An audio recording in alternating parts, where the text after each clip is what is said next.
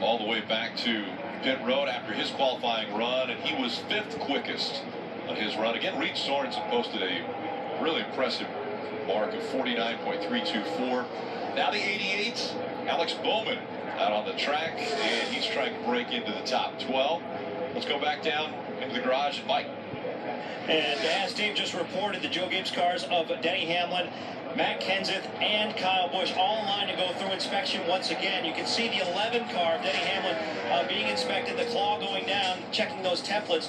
Mike Wheeler, the crew chief of the 11, frantically working to try to get that car in compliance. They're unscrewing what looks like the rear deck lid here a little bit, and they've been pounding on it, trying to conform it to meet the form of the template. It looks like they're rolling it forward, and it may have been approved. We'll get confirmation on that shortly. The 18 car next to be inspected. Well, that part that they're putting on there is basically you have to remove the deck lid fin to get the templates onto the car. They're not recessed for that, so it has to be removed. That's the part you see on the left side of the deck lid that's missing on the 18.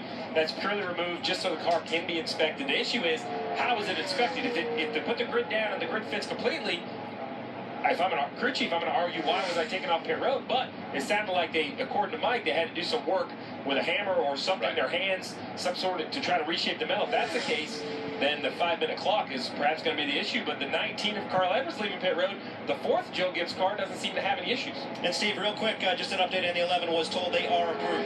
They're approved.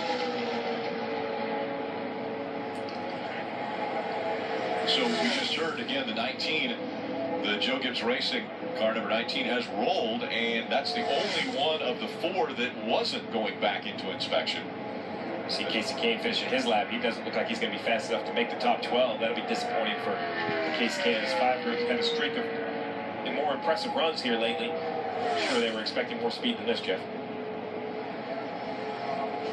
Yeah, you have to expect this team tomorrow will be pushing very hard to lead laps, do as much as they can. They've had some momentum. They want to keep that going, and I know we've talked about it several times, but this is one of those teams you look at that this could turn their year around, being able to win this race. And based on normally, they'll have the speed to try to the speed to do it.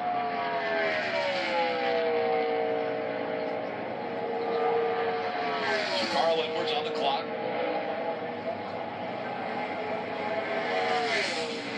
And again, his Joe Gibbs Racing teammates all were required to go back in to inspection and go through the templates.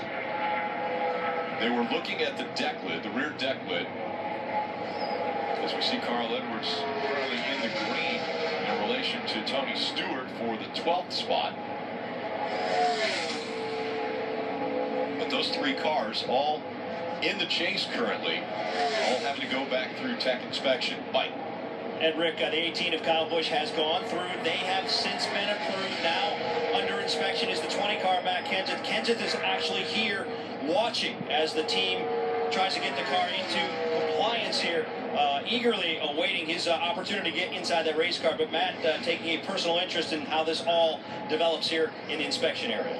And Mike, the interesting thing is, to get out onto pit road, all of these cars would have had to pass inspection. You can't go out onto pit road unless you have passed inspection. So from the time that they passed inspection and went out onto pit road, apparently NASCAR has seen something they didn't like, called those 3 cars out of line and made them go back through inspection.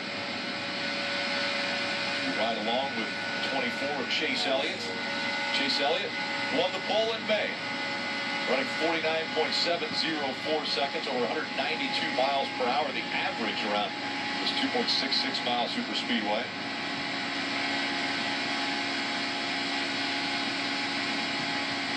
The 5-minute clock that the 18 of Kyle Busch was on has expired.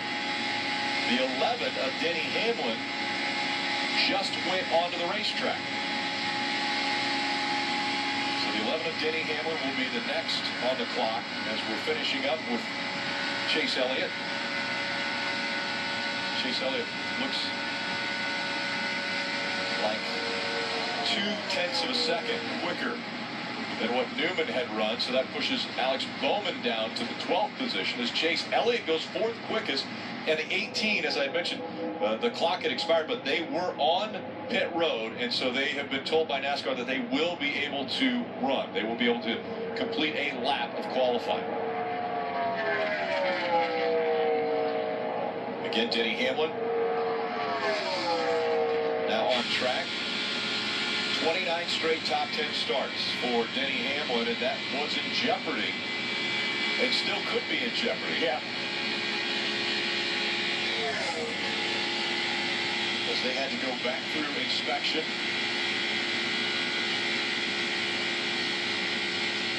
See Denny's left hand there off the steering wheel, trying to block a little bit of that opening between the roll bar padding and the window net. Every trick, everything you can do, why not try it? Dave. Rick caught up with a breathless Mike Wheeler, the crew chief on the 11 cars, who was heading back up toward the front of the grid to watch this lap by Denny.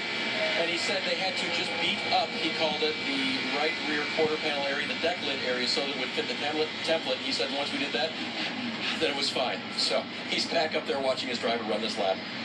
Denny Hamlin goes 7th quickest, so he's in the top 12 now. And using a little bit of left-hand aerodynamics, at least he believes that helped him out. And in the 7th position.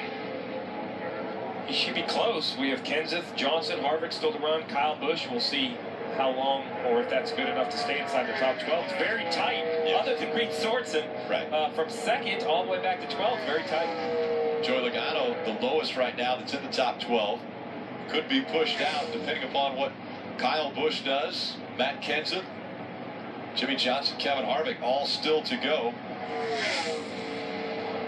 See how low Kyle Busch is on the racetrack. Actually has his left side's almost below the yellow line coming off turn 2. Let's try to make the shortest way around the racetrack. This track is so big, has so much banking, you operate so far below the car's limit, you don't have to let the car swing out to the wall. Centrifugal force doesn't push it out there, so you just try to make the shortest way around the racetrack possible. Coming into the front stretch, the tri-oval. Still in the green, but barely for Kyle Busch. Could be good for Joey Logano. Actually finishes just in front of Joey Logano. So Kyle Busch 10th quickest. Logano now on the cut line. So Joey Logano currently 12th. Rick, Paul Menard all the way up in 6th is at a 49.80. And Joey Logano in 12th is at a 49.87. So 700s. I mean, it's stacked inside the top 12. Let's take a look at how close it is between 10th and 11th. What do you think the difference between those two cars? Over 2.66 miles, remember. Right. What's the difference there? Nothing. They ran the exact same lap. Jimmy Johnson on track. And we mentioned Jimmy Johnson, Kevin Harvick. Two drivers coming into this race that might be able to sleep tonight. I don't think so. You don't think so? It's Talladega. It is still Talladega. You know what? I know that there's not as much on the line for Jimmy Johnson. I say there's not as much on the line. I still believe that Jimmy Johnson and Kevin Harvick can control their fate by keeping someone out. If there's a really good team, and I don't know who it is, but there's a really good team that these guys do not want to race against in the next round. And if they can win the race, they might can push that guy out. So I don't think they go into this race without it meaning something. And anytime you go to a race, you want to win it. But also anytime you come to Talladega, it's nerve-wracking. It is stressful. It's all those things. And that doesn't go away based on your situation. Jimmy Johnson doesn't break into the top 12. He's 13th on his qualifying run. His teammate Chase Elliott 4th. So a little bit more speed out of 24 than 48. Rick, as we watch Kevin Harvick here on the racetrack, you look at the timing on the left side of your screen. Look at all the yellow cars, all the chasers, all right up there inside the top 13. So even though it was, even though this is restricted plate qualifying, and we talk about how it maybe the track position isn't as important as maybe a Charlotte or a Kansas, you can see that the teams that qualified for the chase have still brought the fastest group of cars, Rick. Harvick struggling to break into the green. Actually going the wrong direction now compared to Joey Logano. And also remember, as far as preparation coming to this race, no one knew the situation they were going to be in when these cars were being prepared. So this is the best they have. They don't know how to do any better than this. It's not like they can say a few weeks ago, hey, we're in, we don't have to put effort into it. You put the effort in already before you knew your situation. So this is the best they knew to bring to the racetrack. And as Harvick makes his way to the finish line of his qualifying lap, he will be 18th quickest. Shuts it down and will glide all the way back around. again, averaging over 192 miles an hour around this track. So they will just roll all the way back around. Here comes Landon Castle in the 38. Castle on the clock, and Castle, another one of the drivers, hoping to break into the top 12. Like a shot at one of those starting positions. The guy who everyone's chasing is Reed Sorensen, and I think Mike has actually caught up with him. Yeah, he's been fast, but somehow I found a way to catch him. That's for sure. Where did all that speed come from? Well, we're in full qualifying trim today, so just real proud of the guys. They knew we had to qualify into this race, so they did a lot of work, and proud of them. And actually, I was going to go take a shower because I ran the truck race, and I was like, I have to go run round 2, so came back out here, and we'll see what we can do in round 2. What do you expect in round 2? It shouldn't be a whole lot different. You know, the winds are picking up a little bit, but should be pretty similar. I feel like you can pull off this upset. It would be an upset and win the pole today? It would be. We'll see. You know, as a driver, you just try to hold the wheel as straight as you can, and you know, run the bottom. It's pretty easy here. So not much a driver can do. It's kind of out of our hands, and then just hope for the best. Have to wait and see, guys.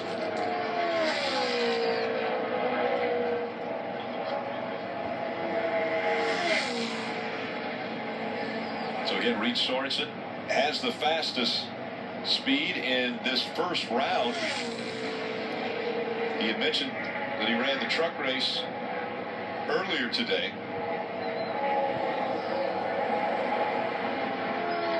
Finished 18th in that race.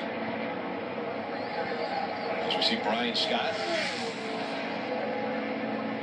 working his lap 0.3 of a second off what Joey Logano has already posted. Again, just under 10 cars still to go in qualifying for this first round. 41 cars, one will go home. David Gilliland will have enough speed of the 5 that we're fighting for a starting spot. Brian Scott guaranteed a spot in the starting lineup, and he goes 21st quickest on his lap. Here's Matt Kenseth after having go back through technical inspection.